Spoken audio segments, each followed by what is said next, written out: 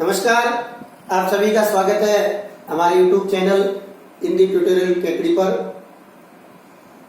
आइए आज हम बात करेंगे कक्षा 12 अनिवार्य हिंदी के कुछ ग्रामेटिकल पोर्शन के बारे में।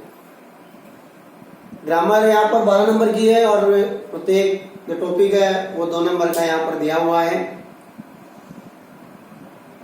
इसी का पहला टॉपिक है भाषा, लिपि और व्याकरण। ये आज का वीडियो केवल 12th क्लास के लिए बनाया जा रहा है ताकि कम जानकारी, अच्छी जानकारी उनको मिले और 2 नंबर उनके पूरे पक्के हो सकें। इसके बाद में हम रीड के हिसाब से और फर्स्ट ग्रेड के हिसाब से एक बार फिर से बात करेंगे। इस वीडियो में हम केवल सामान्य से चर्चा करते हैं। कुछ महत्वपूर्ण जानकारियां और भी आपको यहाँ पर मिलेगी, इसलिए वीडियो को कृपया ध्यान से देखें। यह पहला टॉपिक भाषा। भाषा से तात्पर्य क्या है, क्या होती है भाषा? ये हम सब जानते हैं कि विचार अभिव्यक्ति का माध्यम जो है वो भाषा कहलाता है, यानी कि मीडियम जिसके द्वारा हम एक दूसरे को अपने विचार संप्रेषित करते हैं और दूसरों के विचार हमारे तक पहुंचते हैं। इसी का माध्यम कहलाता है भाषा। और मनुष्य एक सामाजिक प्राणी है, इसलिए वो चुप तो रह ही नहीं सकता, इसलिए उसको अपने विचार व्यक्त करने के लिए किसी न किसी माध्यम की आवश्यकता थी। तो धीरे धीरे वो भाषा को उसने विकसित किया। इससे पहले वो पशु पक्षियों के समान या चिल्लाना, इस प्रकार की आवाजों में बातें किया करता था। तो धीरे धीरे भाषा का विकास हुआ। अब भाषा का मतलब समझ में आ गया हमको कि विचार आदान प्रदान करने का माध्यम हम क्या कहलाता है, भाषा कहलाता है। अब बात करते हैं हम भाषा के 2 रूप होते हैं। 2 रूप कौन कौन से? एक तो होता है मौखिक और दूसरा होता है लिखित। अर्थात ये 2 रूप किसके हैं? भाषा के। ये महत्वपूर्ण प्रश्न है, 1 नंबर का यहाँ से पूछ लिया जाता है कई बार की भाषा किसे कहते हैं और इसे कितने रूप होते हैं। तो वैसे तो भाषा की बात करें तो भाषा कई प्रकार की होती है, लेकिन हमारे यहाँ जनरली जो बात कही गई है, इसलिए हम कम शब्दों में और अधिक जानकारी प्राप्त करने की यहाँ कोशिश करेंगे। भाषा के 2 रूप होते हैं, मौखिक और लिखित। मौखिक का तात्पर्य मुख से उच्चरित, यानी कि जब हम मुख से किसी ध्वनि को बाहर निकालते हैं तो वो हमारी क्या होती है? मौखिक भाषा। इसीलिए मौखिक भाषा क्या कहलाती है? ध्वनि रूप में होती है। मौखिक भाषा किस रूप में होती है? ध्वनि रूप में। इसीलिए यहाँ पर एक चीज ध्यान रखना कि भाषा की सबसे छोटी इकाई, भाषा की सबसे छोटी इकाई अगर वो मौखिक है तो वो क्या कहलाएगी? ध्वनि। यानी कि भाषा की सबसे छोटी इकाई क्या हो गई? ध्वनि हो गई। दूसरा रूप हमारे सामने है लिखित। और इस ध्वनि को लिखने के लिए आपकी भाषा को लिखित रूप प्रदान करने के लिए हमें आवश्यकता पड़ती है लिपि की। लिपि क्या है? ये है लेखन चिन्ह। लेखन चिन्ह अर्थात भाषा को लिखित रूप, यानी ध्वनि को लिखित रूप देने के लिए हमें लेखन चिन्हों का प्रयोग करना पड़ता है। और यही लेखन चिन्ह क्या कहलाते हैं? लिपि कहलाते हैं। समझ में आ गई बात? यही लेखन चिन्ह लिपि कहलाते हैं। जैसे मैंने मुंह से उच्चरित किया क, जब तक मैंने मुंह से उच्चरित किया ये ध्वनि थी, लेकिन इसको रूप देने के लिए मैंने इस प्रकार का एक ये चिन्ह निर्मित किया तो ये कहलाएगा क। तो ये क्या है? लिपि। हिंदी भाषा की जो लिपि है वो देवनागरी लिपि है। हिंदी भाषा की लिपि कौन सी है? देवनागरी लिपि। और इस देवनागरी लिपि का जन्म भी ब्राह्मी लिपि से माना जाता है। ब्राह्मी लिपि से ही क्या निकली है? देवनागरी लिपि। वैसे तो भाषा का अगर हम क्रम देखें तो प्रारंभ में सबसे पहले क्या थी? संस्कृत भाषा। संस्कृत भाषा, ये भाषा भी कौन सी थी? वैदिक संस्कृत। और वैदिक संस्कृत बहुत कठिन थी, सामान्य जनमानस के समझ नहीं आती थी, तो इसका थोड़ा सा सरल रूप बनाया गया, यानी कि वो जो ब्राह्मणों की भाषा से थोड़ी सी सरल थी, वो क्या कहलाई? लौकिक संस्कृत। यानी कि अगर हम बात करें तो रामायण और महाभारत किस भाषा में लिखे गए हैं? लौकिक संस्कृत में, जबकि वेद, पुराण, अष्टादश ये सब संस्कृत भाषा में लिखे गए ग्रंथ हैं। इसके बाद भाषा का और सरलीकरण हुआ। वैदिक संस्कृत के बाद लौकिक, लौकिक संस्कृत के बाद पाली भाषा, पाली भाषा के बाद प्राकृत भाषा, प्राकृत से फिर अपभ्रंश, अपभ्रंश मतलब बिगड़ी हुई भाषा। अपभ्रंश से फिर कई भाग निकले, जिनमें प्रमुख माना जाता है शोरसेनी अपभ्रंश। शोरसेनी अपभ्रंश के भी फिर 5 अलग अलग भाग माने जाते हैं, जिसमें पश्चिमी हिंदी, पूर्वी हिंदी प्रमुख रूप से मानी जाती है। इसी के और भाग है, जैसे राजस्थानी, बिहारी और पश्चिमी हिंदी, पूर्वी हिंदी, राजस्थानी, बिहारी और भाग। यहाँ पश्चिमी हिंदी में अनेक बोलियों को सम्मिलित किया गया है, यानी कि अनेक भाषाएं हैं, लगभग 18 से लेकर 22 भाषाओं का वर्गीकरण हम इन 5 के मध्य देखने को मिलता है। इसके बारे में हम आगे चर्चा करेंगे। अभी तक हम बात कर रहे थे देवनागरी लिपि के बारे में। अब इसे देवनागरी क्यों कहा जाता है, इसके बारे में भी समझना आवश्यक है। फिर भाषा का स्वरूप क्या होता है, इसका संगठन क्या होता है, इसकी रचना क्या होती है, उसको भी हम देखेंगे। तो यहाँ पर हम देखते हैं कि लेखन चिन्ह का प्रयोग करने के कारण ध्वनि को हम लिखित रूप दे सकते हैं।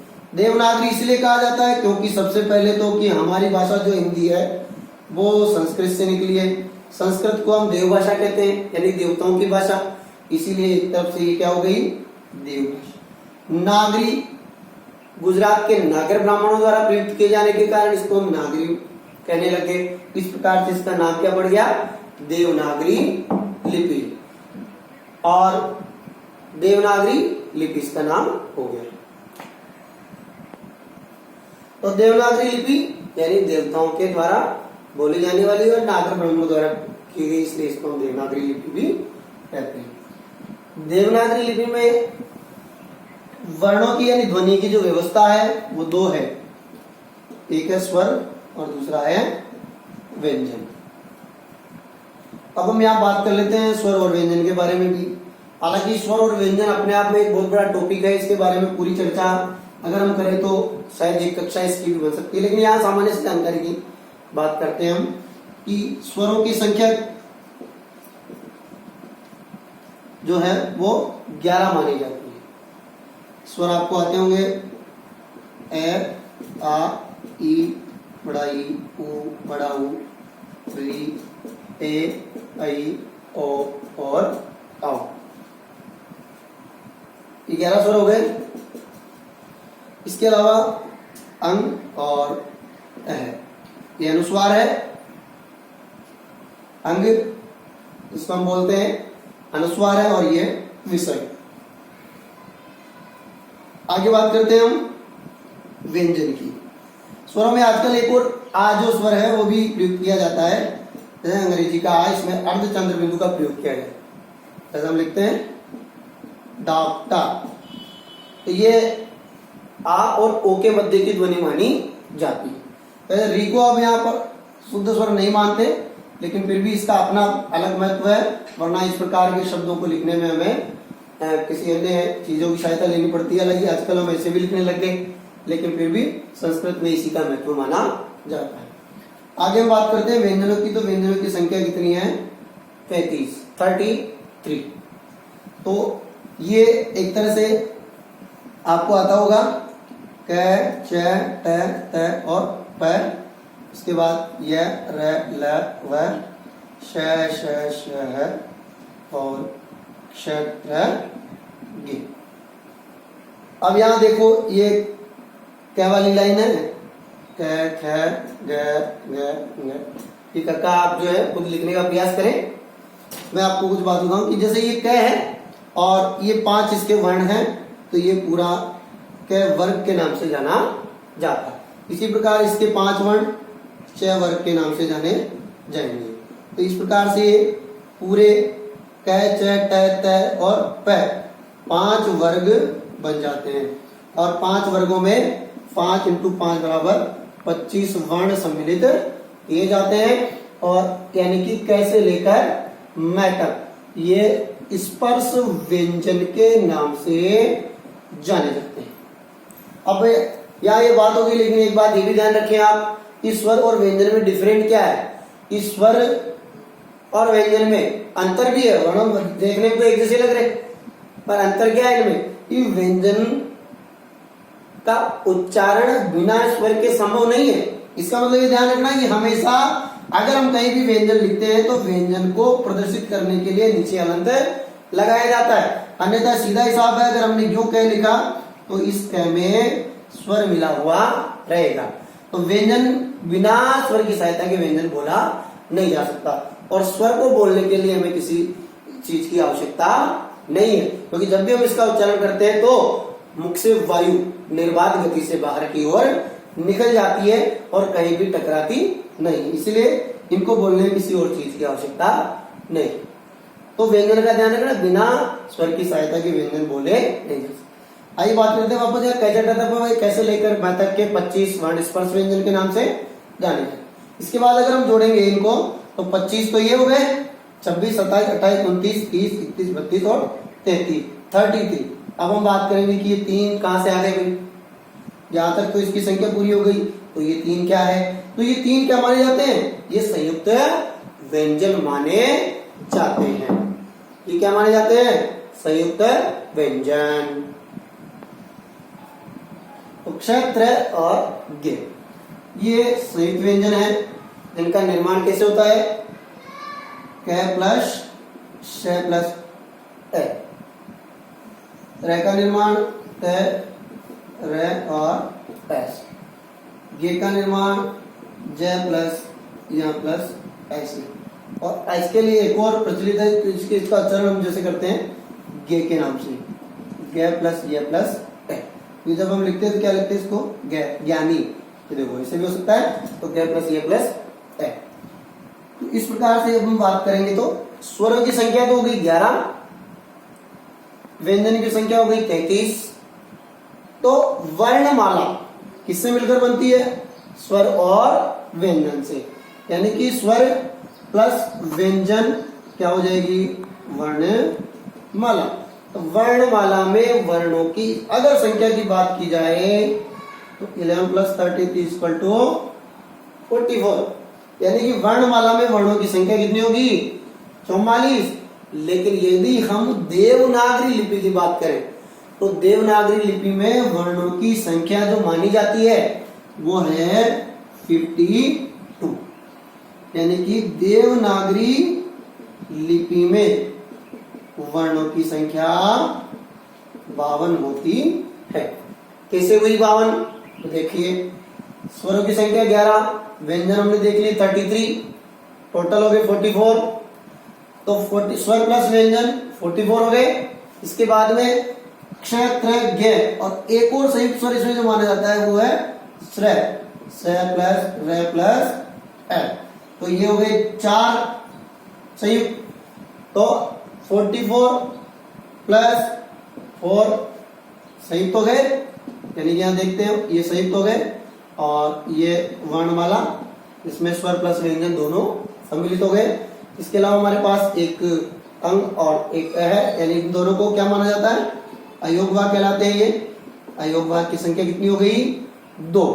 उसके बाद ड और ड ये 2 ग्रहित किए हुए हैं, तो ये ग्रहित वर्ण इनको माने 2। 4 4 8 2 10 2 12 2 हासिल का 1 4 1 5। 52। इस प्रकार से देवनागरी लिपि में वर्णों की संख्या 52। तो ये यहाँ अभी हमने देखा कि भाषा और भाषा का जो निर्माण है वो भाषा के जो प्रकार है वो 2 प्रकार, स्वर और उनके प्रकार में लिखित और मौखिक। और लिखित जो भाषा है उसके लिए हमें लेखन चिन्हों की आवश्यकता होती है। वो लेखन चिन्ह हमारे पास ये हैं और ये हमें देवनागरी लिपि के नाम से जाने जाते हैं। तो हमने यहाँ पर भाषा का अर्थ पढ़ा कि भाषा किसे कहते हैं हम, ये हमारे विचार विनिमय के लिए जो माध्यम हम काम में लेते हैं, जो साधन काम में लेते हैं, वो भाषा कहलाता है। और भाषा के 2 रूप होते हैं, एक लिखित और एक मौखिक। और जब हम मुख से उच्चारित करते हैं तो वो ध्वनि कहलाती है, जो भाषा की सबसे छोटी इकाई है। और जब हम उसको लिखते हैं तो भाषा की सबसे छोटी इकाई मानी जाती है, लेकिन उसको हम वर्ण कहते हैं। इस प्रकार ये बात की हमने। और लिपि की बात की हमने कि लिपि लेखन चिन्हों को कहा जाता है। ठीक है, हमारी देवनागरी लिपि है हिंदी की और इसका जन्म ब्राह्मी लिपि से हुआ है। इनमें इस प्रकार से 52 चिन्हों का प्रयोग हम करते हैं। तो ये बात हो गई भाषा और लिपि की। अब जो हम बोलचाल की भाषा में जो काम में लिखते हैं, जिस प्रकार से मैंने बताया आपको कि भाषा, हमारी भाषा का जन्म कैसे हुआ, अब हम उस 5 भागों में जो वर्गीकृत किया गया है भाषा को, उसके बारे में बात करेंगे।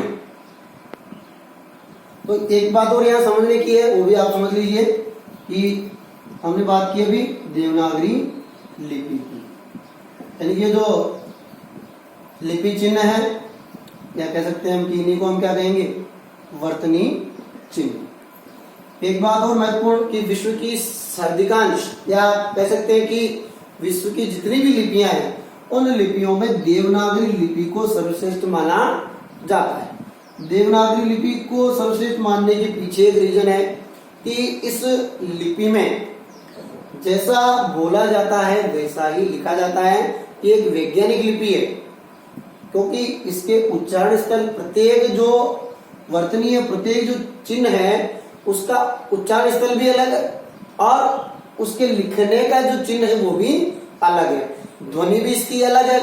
अब विश्व की अधिकांश भाषाओं में ऐसा नहीं देखने को मिलता है, लिपियों में ऐसा देखने को नहीं, केवल हिंदी और देवनागरी लिपि में ही ऐसा देखने को मिलता है। जैसे हम बात करें कि जैसे हम अंग्रेजी में BUT बट बोलते हैं, जबकि PUT पुट बोला जाता है। तो यहाँ ध्वनि का अंतर आ गया, यहाँ यू और यू का एक जगह हमने ए उच्चारित किया, एक जगह ओ उच्चारित किया, लेकिन देवनागरी लिपि में ऐसा नहीं है। इसलिए इसको वैज्ञानिक लिपि कहा जाता है, क्योंकि इसमें जैसा बोला जाता है वैसा ही लिखा जाता है। इसलिए वर्तनी की दृष्टि से सबसे सर्वश्रेष्ठ लिपि देवनागरी लिपि ही मानी जाती है। ठीक है दोस्तों, आज हम इतनी बात करेंगे। अगले वीडियो में आपको देखने को मिलेगा भाषा और बोली में अंतर, भाषा और बोली में अंतर। तब तक के लिए घर पे रहें और सुरक्षित रहें। धन्यवाद।